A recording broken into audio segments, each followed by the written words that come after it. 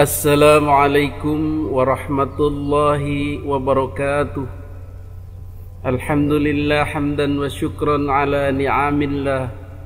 Salatan wa salaman ala rasulillah wa ala alihi wa ashabihi wa mawala, amma ba'du. Hadirin para netizen yang dimuliakan Allah subhanahu wa ta'ala, pada kesempatan kali ini kita akan membahas Ustadz Adi Hidayat atau Uwah. Jadi Uwah ini adalah Ustadz yang lagi laris manis, lagi tenar, lagi disuka oleh muslimin Indonesia. Pembawaannya yang pintar, cerdas, mengagumkan, itulah daya tariknya. Tetapi bagi para warga NU, posisinya sebagai Muhammadiyah adalah pembeda atau penghalang untuk menjadikannya sebagai rujukan. Karena beda fikih, beda ideologi, beda pemahaman kepada cara berdakwah. Jadi para netizen yang akrab dengan dunia NU sebaiknya tidak ikut-ikutan mengidolakan Uwah ini, karena sudah beda mazhab, beda fikih, beda dakwahnya. Orang-orang NU menyebut yang berfikih di luar NU tidak kunut, tidak tahlil, tidak ziarah kubur, tidak tawasulan, tidak selamatan, ngeriung dan lain sebagainya adalah Wahabi. Jadi Muhammadiyah pun masuk di dalamnya, sering disebut Wahabi. Itu penyebutan saja. Hadirin yang dimuliakan Allah subhanahu wa ta'ala, biarlah Uwah ini menjadi rujukannya para Wahabi. Itu saja. Untuk NU masih banyak ulama-ulama yang ke NU-annya tulen dan tak kalah cerdas dengan Uwah atau Ustadz Khalid Basalama, Syafiq Riza Basalama, Firanda dan lain-lain. Seperti Gus Baha. Gus Baha pun adalah seorang hafidz Quran, ahli tafsir, ahli hadis dan seterusnya.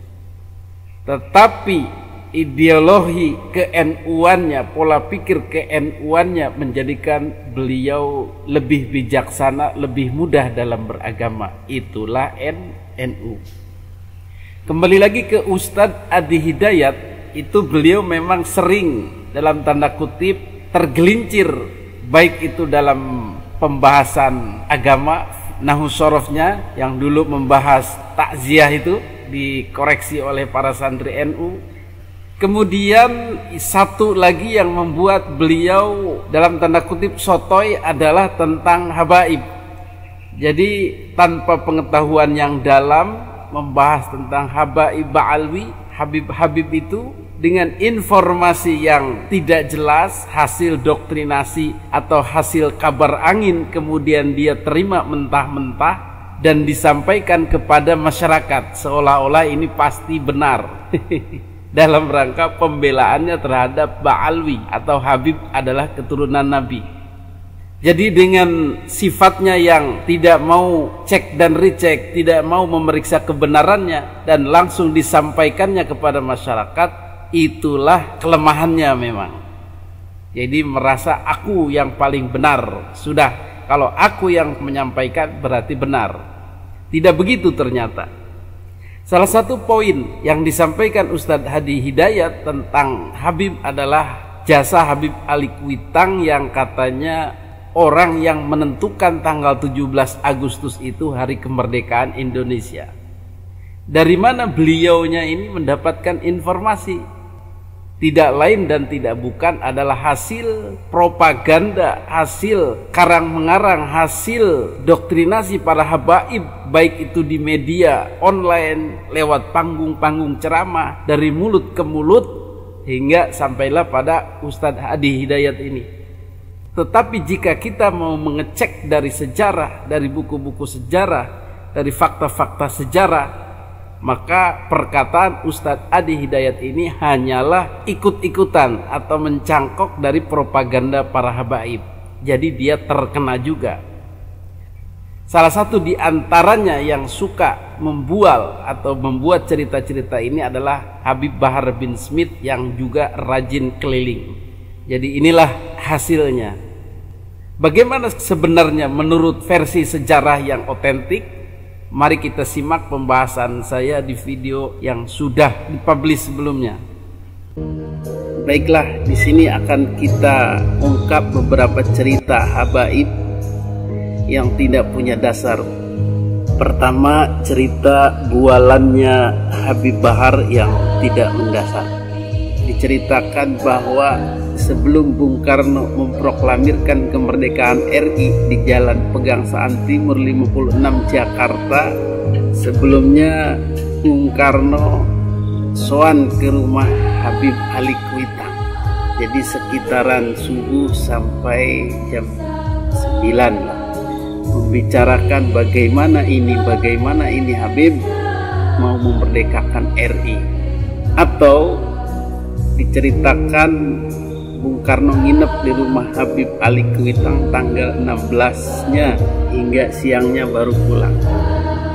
Jadi sudut pandang mereka adalah negara ini milik Bung Karno sendiri, yang menentukan sendiri, meminta restu sendiri, seperti mau ada acara hajatan lah begitu. Karena Jakarta ketika itu wilayah Habib Ali bin Abdul Rahman Al-Habsyi Kuitang yang merupakan gurunya Soekarno. Besok yang menentukan hari kemerdekaan Indonesia itu Habib Ali Kuitang.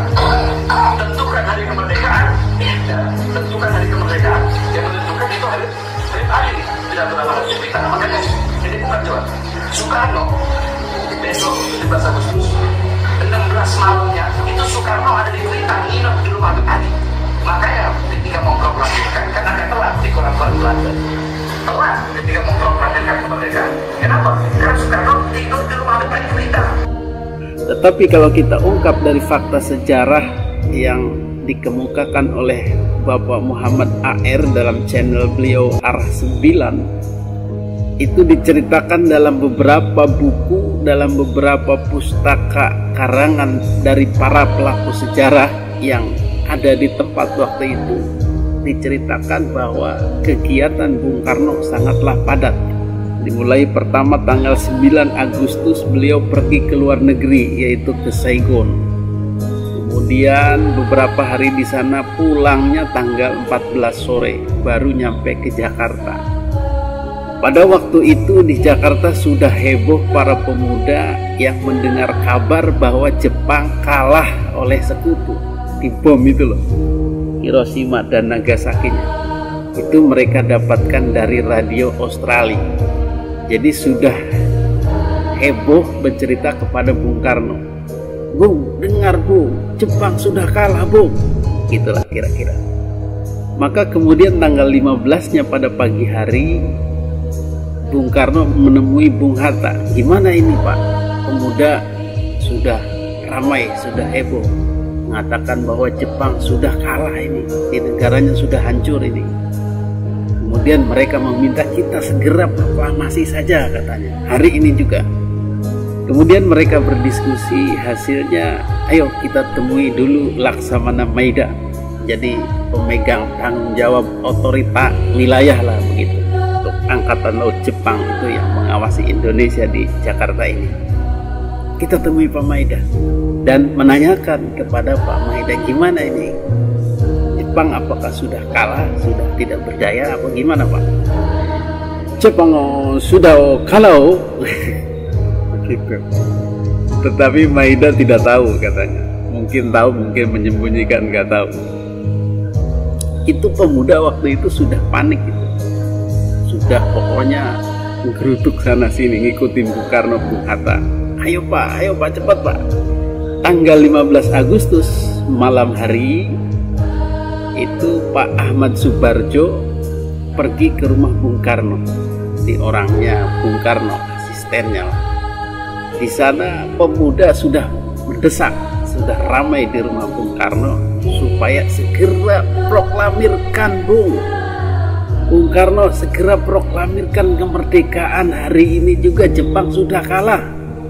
Wah, mendesak itu sampai malam pukul 11 masih uyel-uyelan debat dengan pemuda itu.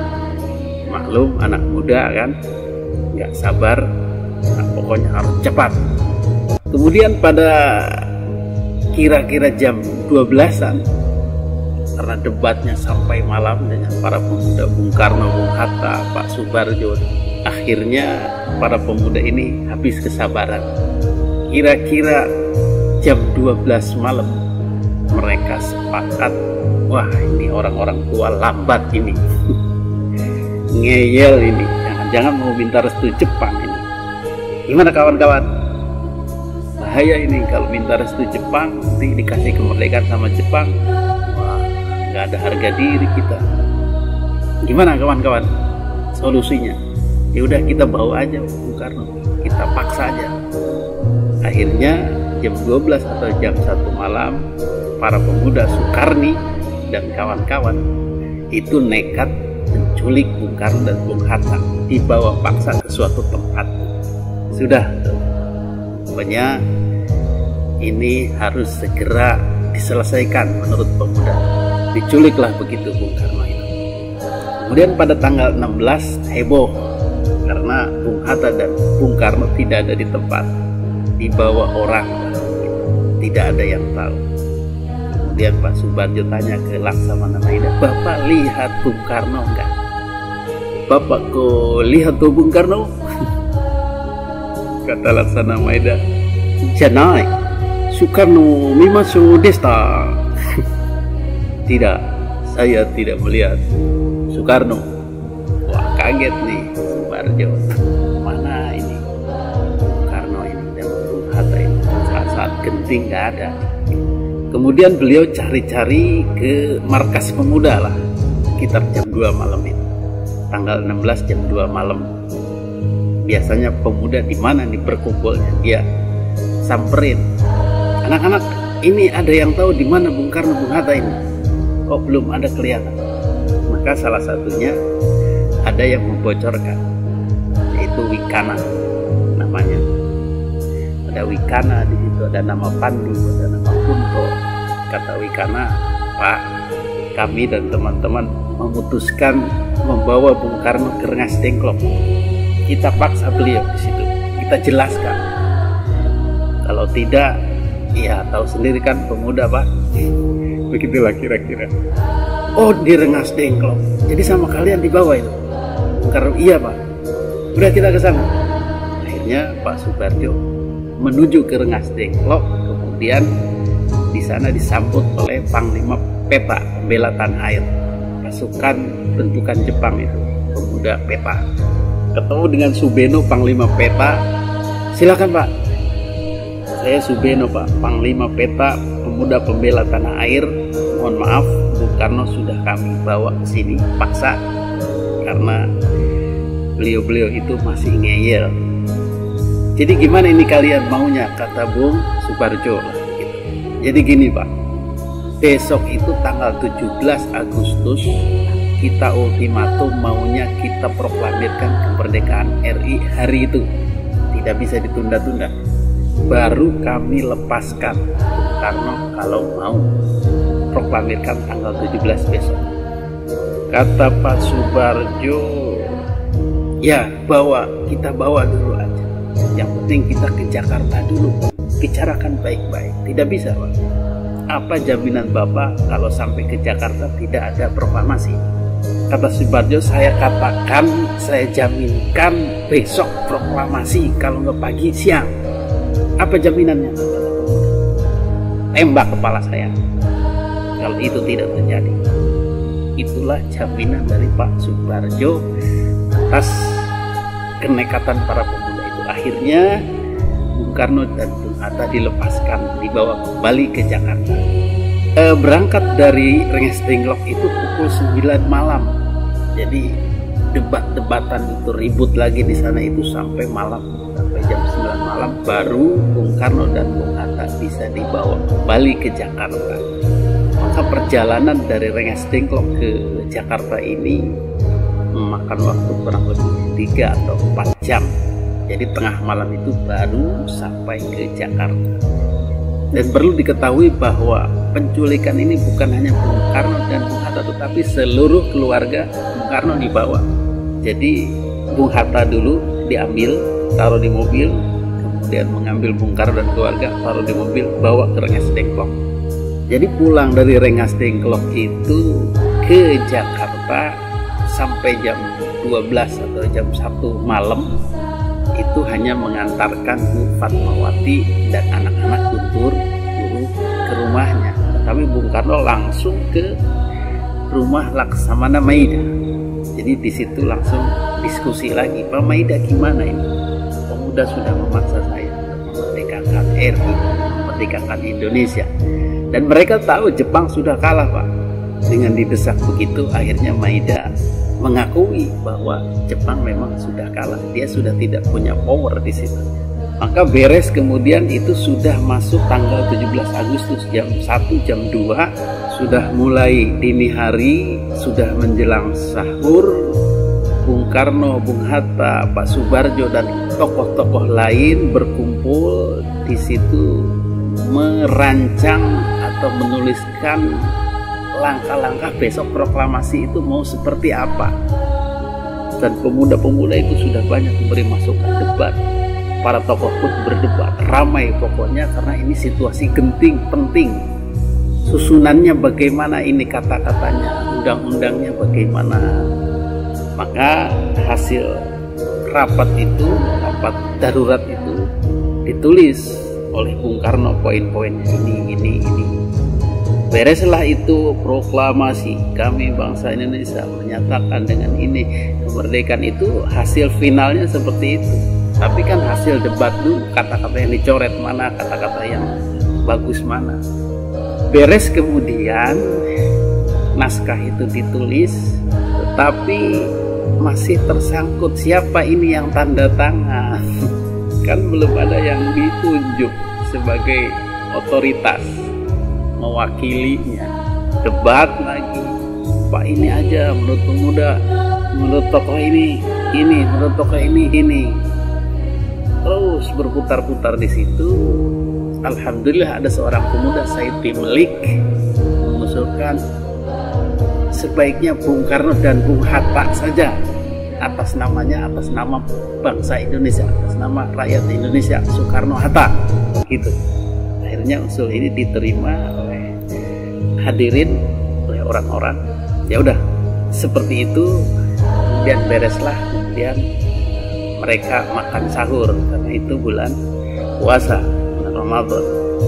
Setelah makan sahur didiskusikan lagi di mana tempatnya, kemudian dipersiapkan alat-alatnya, benderanya, naskahnya, ketikannya siapa yang mengetik. Waktu itu Said Melik yang mengetik. Itu terjadi perdebatan itu di rumah Laksamana Maida. Jadi setelah subuh tuh baru selesai, baru rada-rada clear lah begitu. Kemudian setelah subuh barulah Bung Karno pulang ke rumah beliau. Ngantuk berat, lelah berat. Jadi beliau sampai kondisi badannya tidak fit, sakit, pulang ke rumah itu.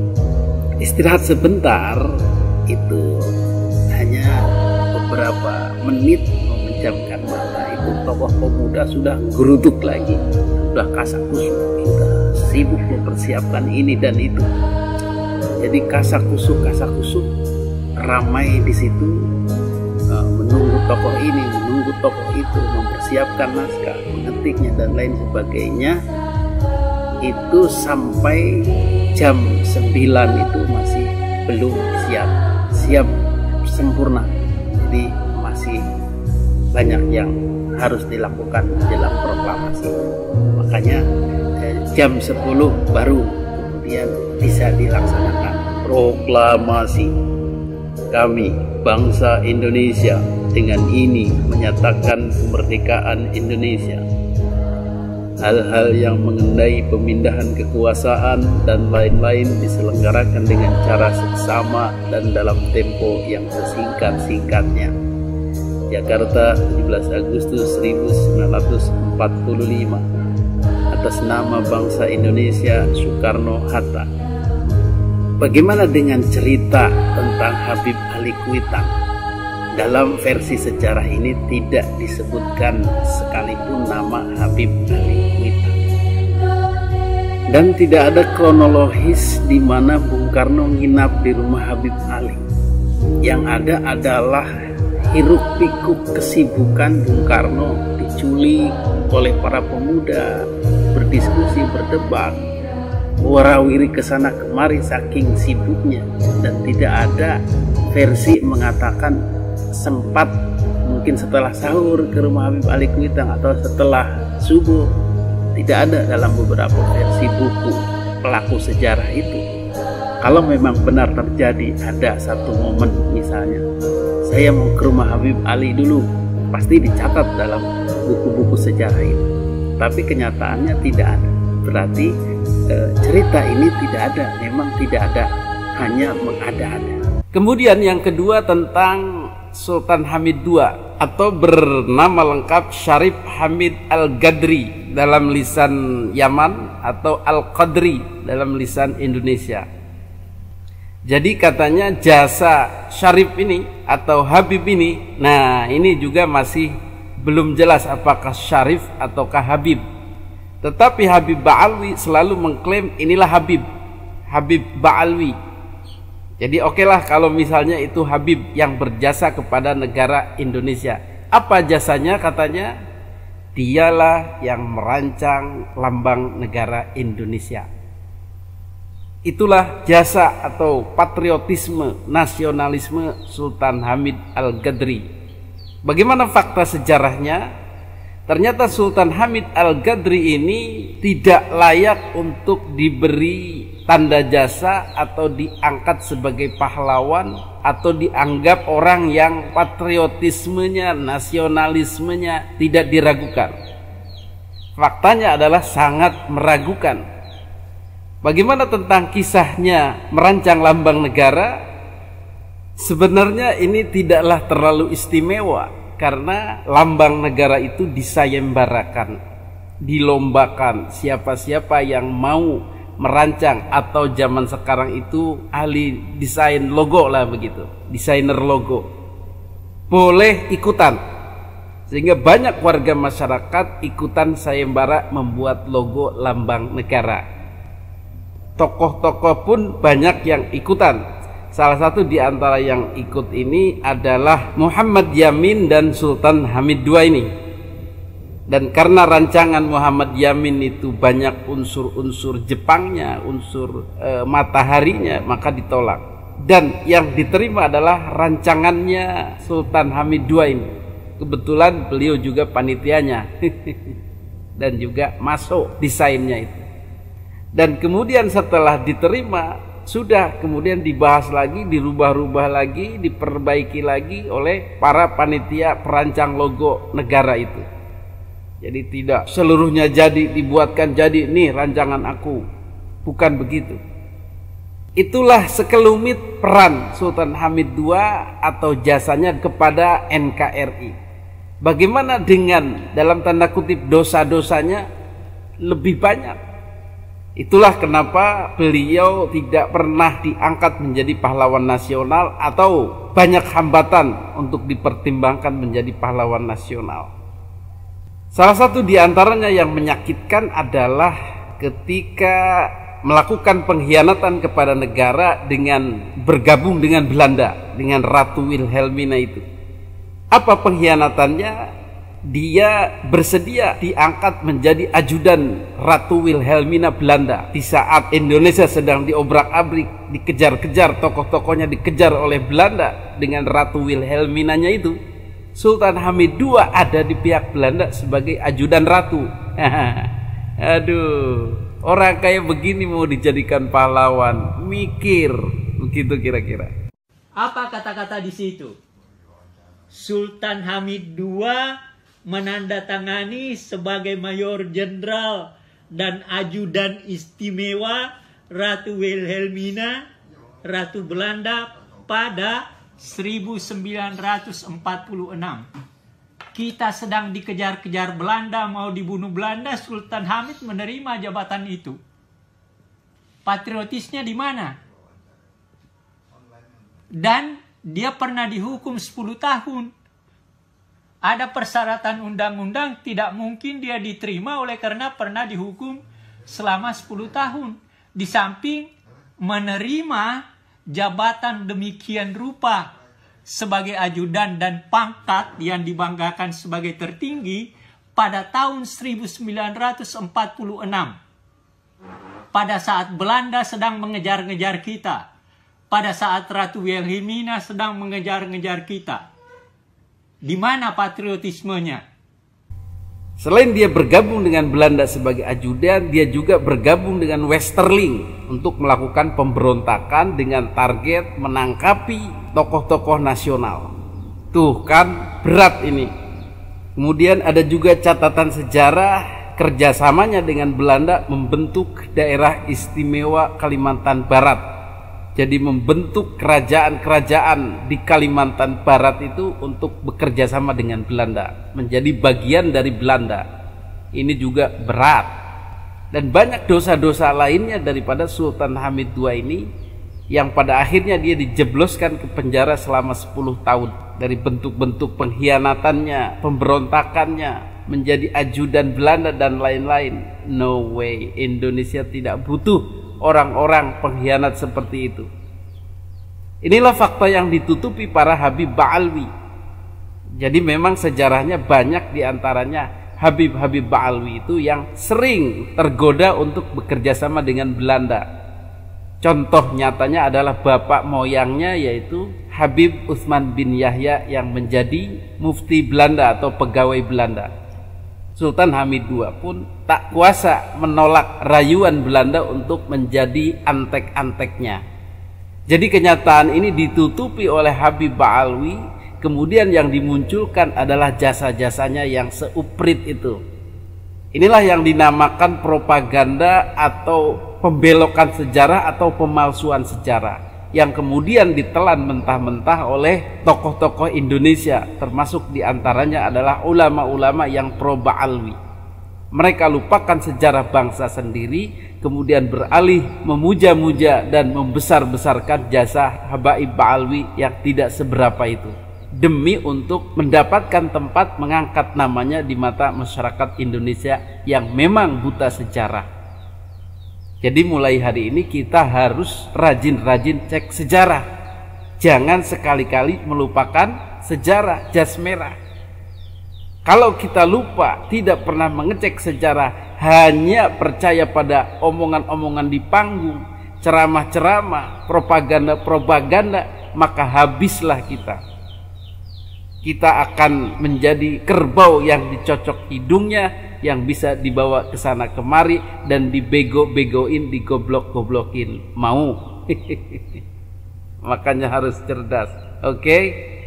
Kepada Ustadz Adi Hidayat, mudah-mudahan beliau bisa merevisi atau mengklarifikasi kesalahannya ini dan kemudian mau belajar sejarah. Tidak ada ini di kitab hadis, di kitab tafsir tidak ada. Adanya di kitab sejarah. Jadi tidak semua alim ulama itu paham sejarah. Tetap harus kita kritik. Hadanallahu wa iyyakum ajma'in. Assalamualaikum warahmatullahi wabarakatuh.